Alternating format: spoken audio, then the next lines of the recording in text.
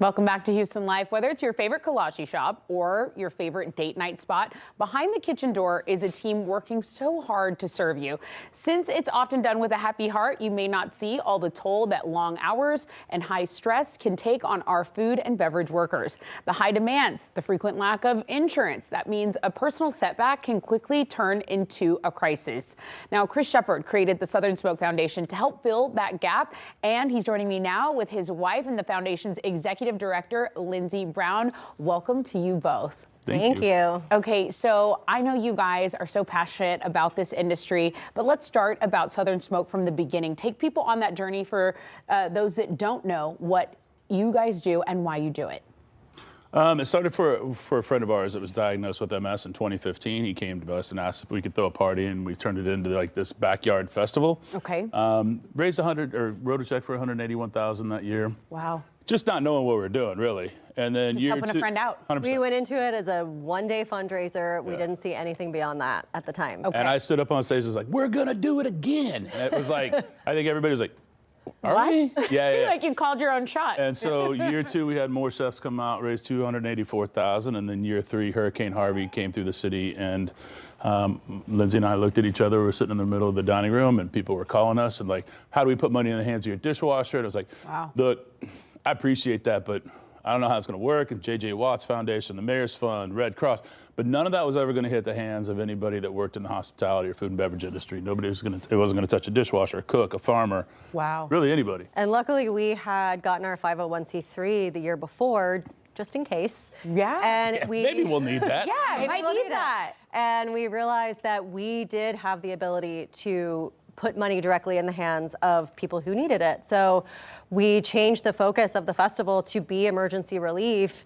And through that fundraising, we were able to grant 139 individuals affected by Hurricane Harvey in the food and beverage industry $501,000. That is so right in their bank accounts. That is so impressive. But when you say those are a lot of people to help.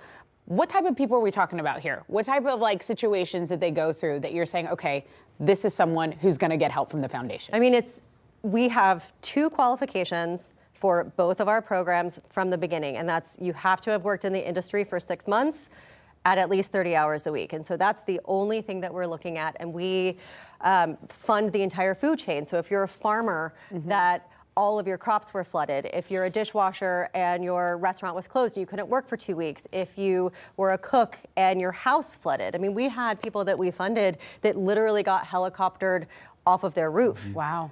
So it's a mix of lost wages, it's a mix of damage.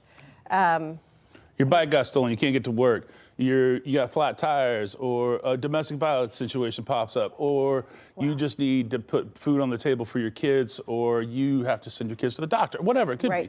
Right. And it's really, even getting behind in medical bills or whatever bills, rent, insurance, like most people don't have insurance. Right. So rent or like and I think everything. I think for people who get maybe a steady paycheck, it's not a huge paycheck, but they know, hey, at the 2-week mark, I'm going to get my paycheck of this amount every time. It's really not like that for shift workers and for people that are working in the service industry. And if you're paycheck to paycheck and a storm shuts you down for 2 weeks, like we've just had back-to-back in Houston, what does that do? How are you able to pay rent? How are you able to pay your utilities? Right. Especially with the derecho that came through, like a lot of those restaurants were closed for 4 to 10 days, and then all of a sudden you don't get paid, and then you're trying to come back from that, and then all of a sudden you get another storm, you get a barrel that comes through, like you haven't even recouped from the one before. Like how are you gonna make this work? Because landlords don't really typically care.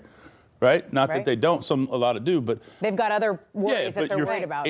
Phone bills, they still like, hey, at some point you got to pay up. Like all these things happen. And so, and it's just, we want our industry to work clear. Right? With a clean head and clean, because that's how you get through through service. And that's why there's 2 pillars to the program as well. And that's why you're doing everything you're doing on October 5th. So let's talk about Southern Smoke Festival. October 5th, Discovery Green. People can get tickets right now at southernsmoke.com. And this is what we're talking about. Your proceeds that you get when you pay for the ticket, when you're spending money, those proceeds directly benefit Southern Smoke Foundation. How has it been? What are you expecting for October 5th at Discovery Green? So this is our largest annual fundraiser. So the ticket sales really, really do help us support the industry nationwide, but we've got 70 chefs, we have wine bars, we've got chefs in our VIP for the first time, we've got a Yeti culinary stage where people are doing demos, we're doing cookbook signings. And tell me about this lineup, Chris. I mean, who's coming in? Everybody.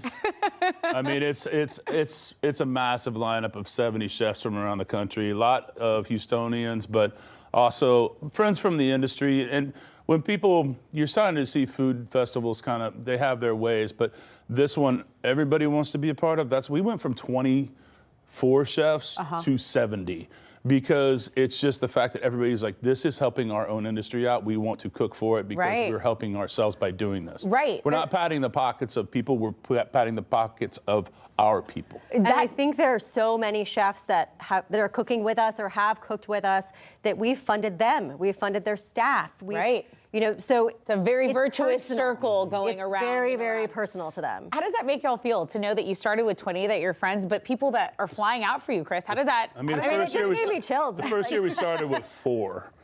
And and now we're at 70 something, and people would just every year, like, hey, how do I get involved? How do I get involved? How do I get involved? And so that's why we do the things in Napa. That's why we do the Candidate Week, because it gives us the opportunity to bring other chefs in and bring other other industries in, wine, liquor, everybody.